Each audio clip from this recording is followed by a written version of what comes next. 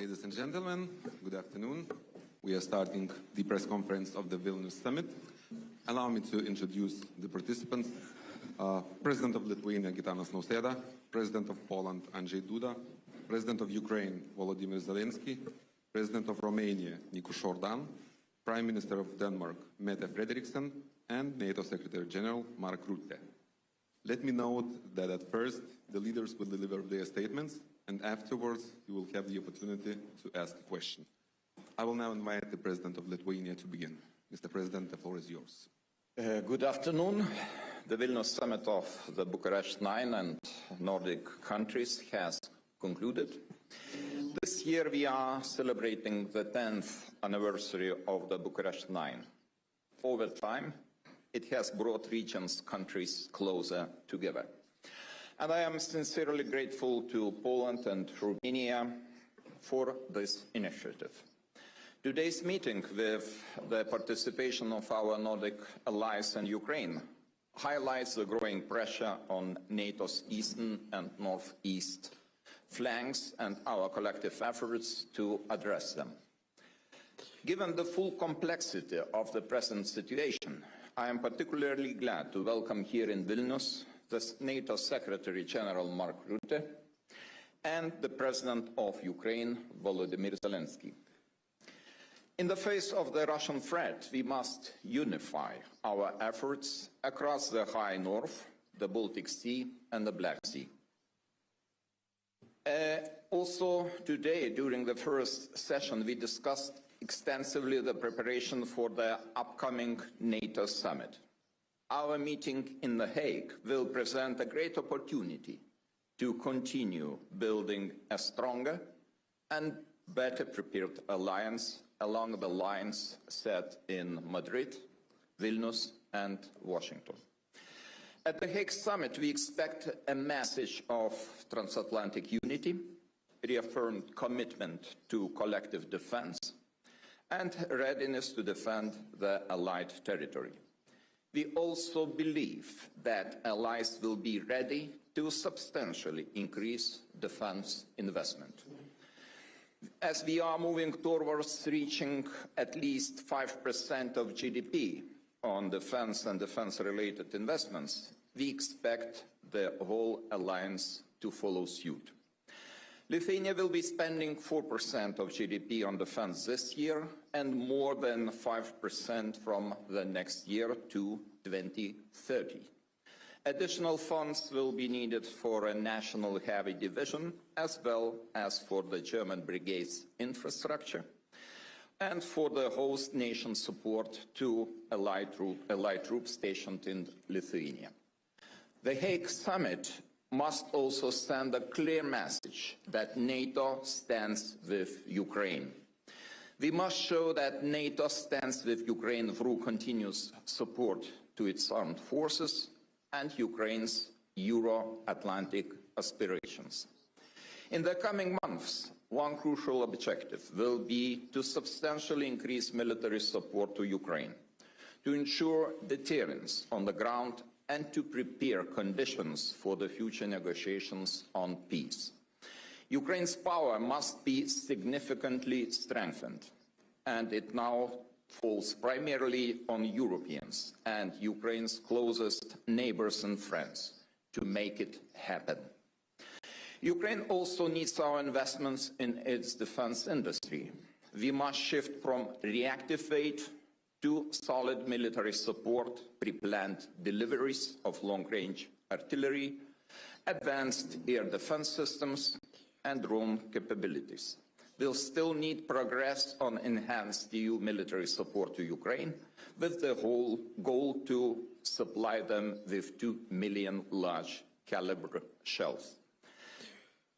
In times like these, unity is most important. Together we are strong, and I am happy that we had very productive, frank conversation with our closest friends, and I hope it will be very helpful looking forward to the Hague Summit. Thank you. Thank you, Mr. President. I will now invite the President of Poland to continue. Excellencies, ladies and gentlemen, I would like to start by thanking my friend, President of Lithuania, Gitanas Nauseda, for organizing this year's Bucharest 9 summit in the wonderful city of Vilnius. I'm also very pleased that NATO Secretary General Mark Rutte and the President of Ukraine, Volodymyr Zelenskyy, participated in our deliberations. Moreover, I'm glad to emphasize the involvement of representatives from the Nordic countries in our discussion. This is indeed an important step towards building an integrated northeastern NATO security space. The upcoming NATO summit in The Hague will take place in only 3 weeks, so this is an excellent moment to discuss our expectations ahead of this very important gathering. Ladies and gentlemen,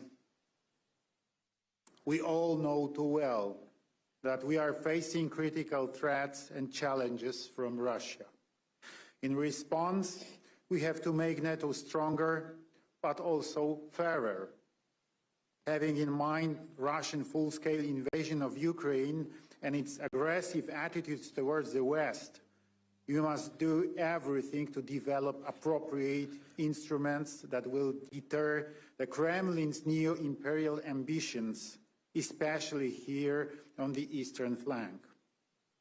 That is why our talks focused primarily on the urgent need to increase defense spending and on developing the production capabilities of national defense industries. I would like to recall, even before last year's NATO summit in Washington, I proposed to raise the defense spending by NATO members to the minimum level of 3% of their GDP. 3 months ago, I submitted to Secretary General Mark Rutte a request to raise this issue in The Hague. And today, I'm glad to see that we all agree on that and that our ambitions are even higher, up to 5% of GDP on defense. We hope that the allies will follow into our footsteps. Another key element of our discussions was strengthening the transatlantic relations and the strategic alliance with the USA. Among our partners in the region, there is a widespread understanding that Europe must take greater responsibility for its own security. But it is critically important to do it not by following mirages of European autonomy, but in close cooperation with the United States. We also had an opportunity to exchange information with President of Ukraine, Volodymyr Zelenskyy. During our conversation, we addressed very important issues regarding further support for Ukraine in its fight against Russia. Continuing our assistance to Ukraine in various domains, military, political, and humanitarian, is critical to security in Europe and is Ukraine's integrations with Europe and Euro-Atlantic structures, including NATO. Ladies and gentlemen, for me, today's meeting had a special significance, and it was my last opportunity to speak at this forum as President of the Republic of Poland.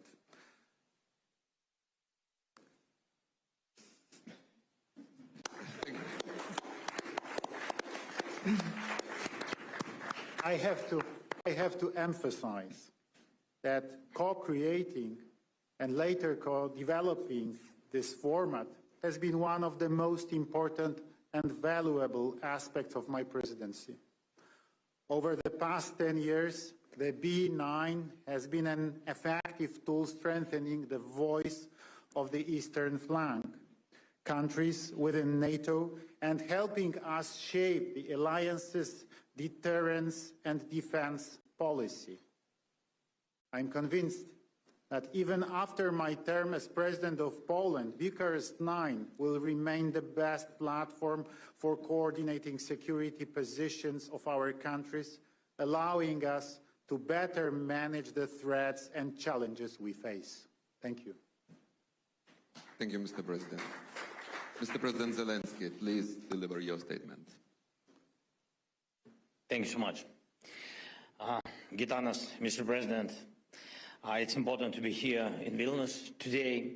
Dear friends, partners, we all want the same thing: to stop the Russian war, to bring real peace and to make security last. That's what we are all working for. First, I informed our partners about the situation at the front. We also talked about our operation inside Russia, which has seriously weakened their military.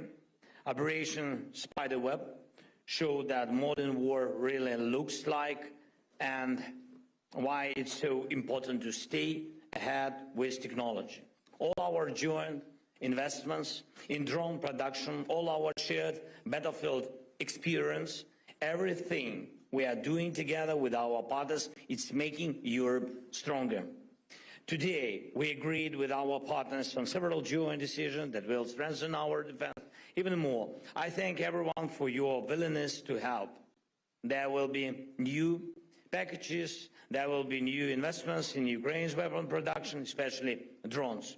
Ukraine can produce much more, and we see partner investments as a way to give those partners priority access to restock their arsenals after this war.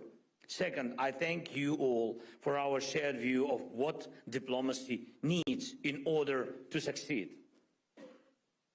Today we see the situation clearly. If Russia turns the Istanbul meeting into an empty talk, there must be a new level of pressure, new sanctions, and not just from Europe. We need to work on joint sanctions at the G7 level, including with the United States and with everyone in the world who wants peace. It's very, very important that each of our partners supports this exact approach.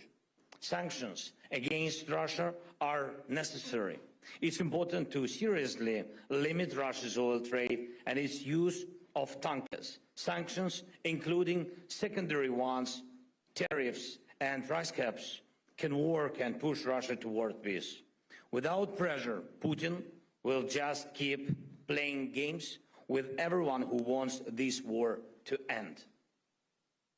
Talks in Istanbul just ended, and I'm waiting for the Minister of Mayor full report. They exchanged documents through the Turkish side, and we are preparing a new release of prisoners of the war.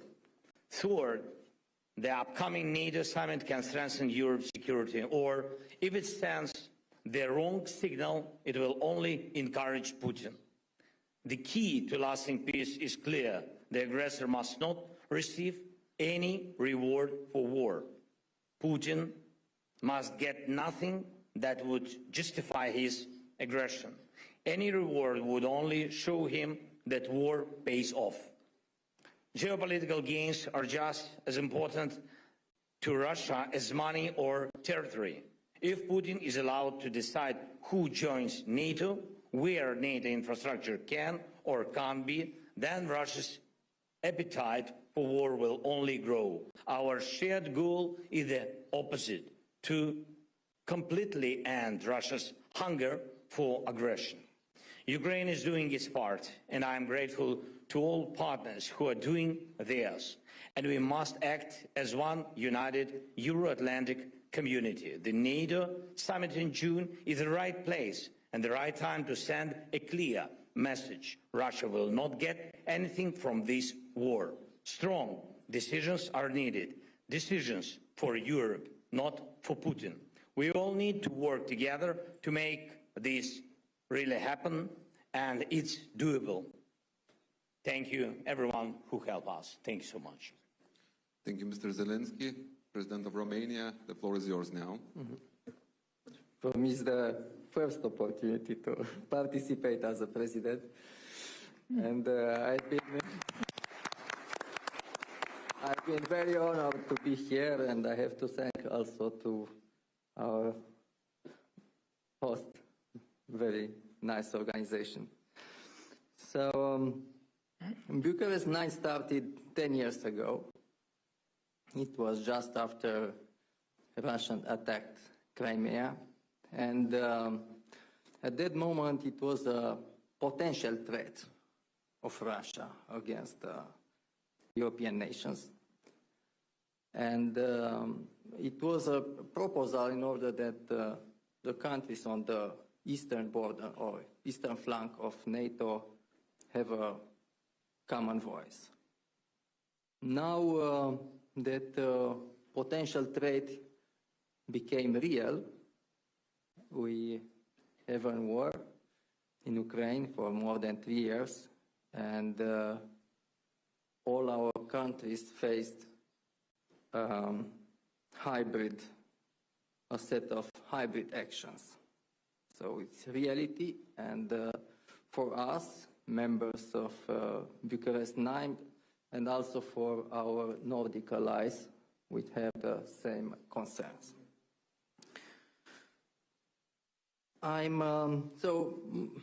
As you know, most part of discussion were in order to prepare the Hague Summit, which will be in three weeks from now. And I'm very pleased that most of our participants agreed on very important things, like we need a stronger NATO, we need a stronger transatlantic connection, we have to not only to increase our expenses in defense, but also being able to produce military equipment in order to protect ourselves. And also that, as I said, the threat is not only classical military, but it's, we have very important hybrid actions against our countries. I'm also very pleased that all the participants agreed that we have to continue to support Ukraine.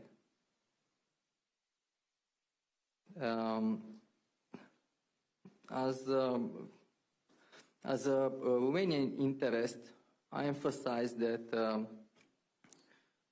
we have a long-term concern on the security in the whole Black Sea area, including Republic of Moldova. And I thank to our partner that they continue to support the Republic of Moldova in his European integration process. And finally, I'm very pleased that everybody agreed that the next summit to be organized in Bucharest next year. Thank you. Thank you, Mr. President. Madam Prime Minister, it's time for your statement. Thank you. And dear Gitanas, thank you for hosting us today, and thank you for inviting the Nordic countries to join you here today in Vilnius. Today's meeting has been about one thing and one thing only: the security of our countries and the security of our continent, deterrence and defense. The threat from Russia against all of us is real, and it is serious. Russia is continuing the war in Ukraine. Putin is talking about peace during the day and bombing at night.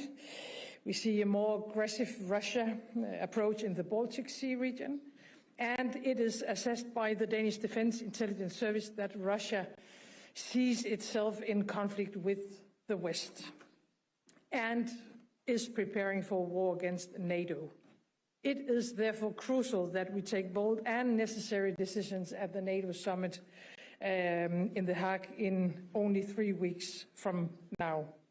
In my mind, and what we have discussed today, there's only one way forward. We need to invest massively in our collective security, all of us, and we need to do it fast. NATO is by far the strongest military alliance in history. And so our starting point must be to focus on what is needed to continue to be so, to secure deterrence and our ability to defend ourselves. But I have to say that Russia is not deterred merely by us agreeing on a new defense spending target. We need to deliver actual capabilities, and we need to do it fast. We must make sure that NATO always has the full range of capability necessary to deter and to defend against any threat against our countries. And at the same time, we need to continue our strong and steadfast support for Ukraine's brave fight for freedom. Let me be very frank, we have to donate what is needed on the battlefield. We had to provide more financing for arms production directly going into Ukraine. We already have a mechanism that works. And I think we have to implement stronger sanctions against Russia. It goes for the Shadow Fleet. Recently, we listed almost 200 additional vessels from the Russian Shadow Fleet, but more have to come against the Shadow Fleet, against Russian banks, financial sector. And I think we have to end any remaining dependency on Russian energy, including oil, gas, and nuclear energy. And to add one more thing, lower the oil cap. I think all that on the table would put the necessary pressure on Russia to get to the table and actually negotiate on peace. And why is that? Because Ukraine deserves peace. But the peace must be comprehensive, it must be just, and it must be lasting.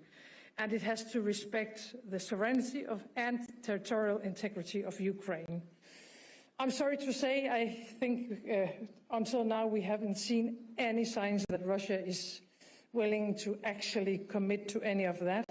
So our key task at the moment has to be to put Ukraine in the strongest possible situation and position on the battlefield and or at the negotiation table. Europe, of course, needs a strong and an independent Ukraine.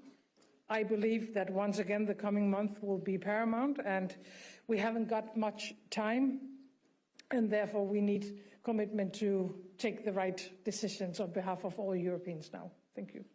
Thank you so much. Mr. Secretary General, the floor is yours. Thank you, President Nauseda, dear Gitanas. Thank you for hosting the B9 Nordic Summit here in Vilnius. It is a pleasure, always a pleasure to be back here in Lithuania. Lithuania is a staunch ally and continues to lead by example. You invest more than 4% of GDP in defense this year, and I welcome your plans to spend between 5 and 6% starting from next year. I think this sends an incredibly powerful message of commitment to our collective defense. And it also sets an example for our other allies.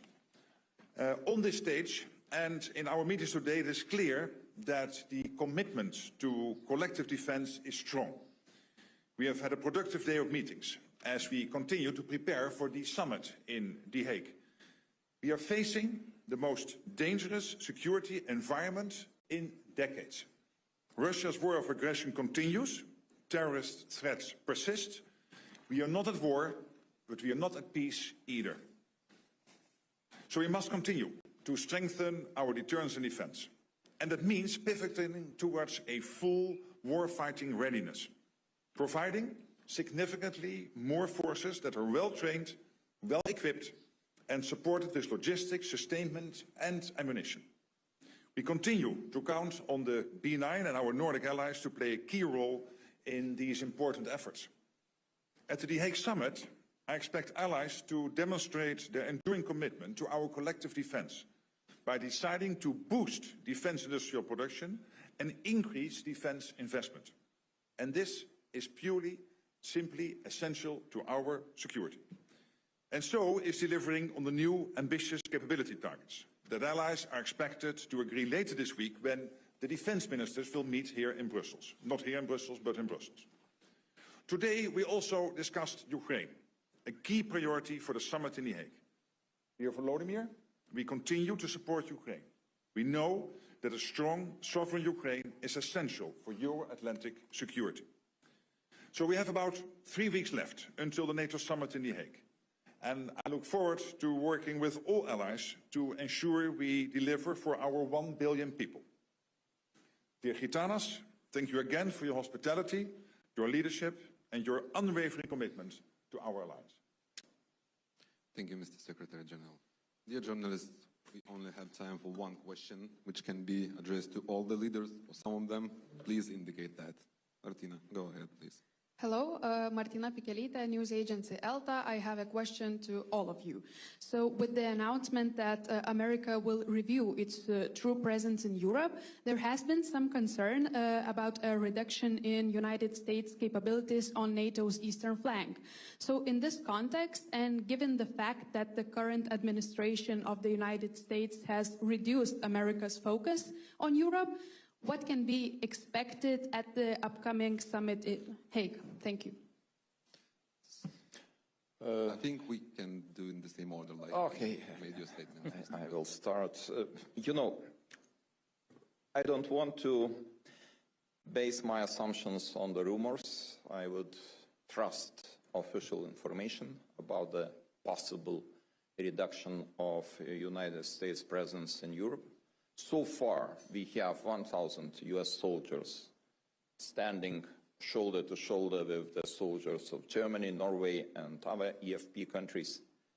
And we are ready to provide all necessary conditions even to increase this number, if there would be political will from the new American administration.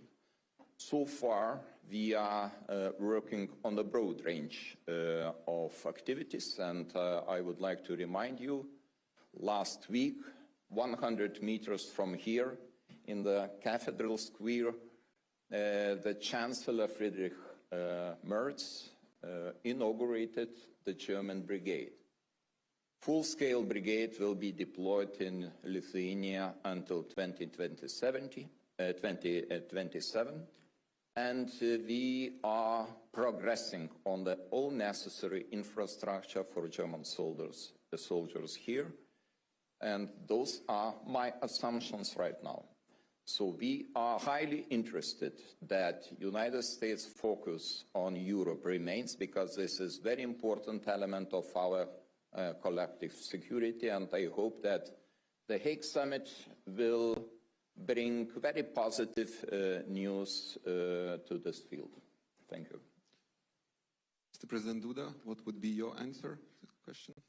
I can only answer that I had a few opportunities to talk with President Trump during last 6-7 months. I talked also with his secretaries, especially with Secretary Hexet. And I have no information about any ideas of withdrawing American military forces, U.S. Army forces from our part of Europe, from eastern flank. So this is my answer. President Zelenskyy, can you please give your views, or you can just... He refers to me now. No, but then maybe we should... About can NATO, switch as it's important to hear from you. Okay, no, but let me be very straightforward here. Since January, I get 2 questions from European allies. Question 1 is the US still committed to NATO? The answer is yes. Committed to NATO, committed to Article 5, and this has been many times repeated by President Trump in many meetings. So my only suggestion to many European colleagues is put on your television so that you can hear him say this. Don't ask me, he's very clear about this. But there is an expectation. The expectation is that we are going to spend more, because we need to spend more for our defense, but also it is because it is fair to equalize our spending with the spending the US is doing currently. Second question, but then they will stay, Mark, but they might withdraw their troops all of a sudden. And exactly as President Duda is saying, there's absolutely no indication of this. What we know is that the US, next to Europe, of course, also has to take care of the Middle East, has to take care of the Indo-Pacific, and it is only logical that over time, as we are building up, that the US will pivot somewhat more towards Asia. But I am absolutely convinced that also in the long term, there will be a very strong conventional US presence in Europe. Next to the nuclear presence, the nuclear umbrella, our ultimate guarantor of our freedom, there will be a very strong conventional presence of the US in Europe. There's no doubt about it. Basically referring back to what 2 other speakers have been saying. Thank you. President Zelenskyy? I agree with Mark. Good answer. President of Romania, please. Yes. So, first of all, the United States presence in the eastern flank of NATO is extremely important for us, for all of us. So, as I said, we have to strengthen the transatlantic connection. And on this regard, it's very, very important, our commitment on 3.5 plus 1.5. And I hope that we will take that decision in Hague. Thank you. Madam Prime Minister, Fine. you have nothing to add. All right, so I would like to thank all the leaders. I would like to thank all the journalists. Our press conference is over. Thank you. Thank you. Thank you. Thank you, dear friends. Welcome to B9. And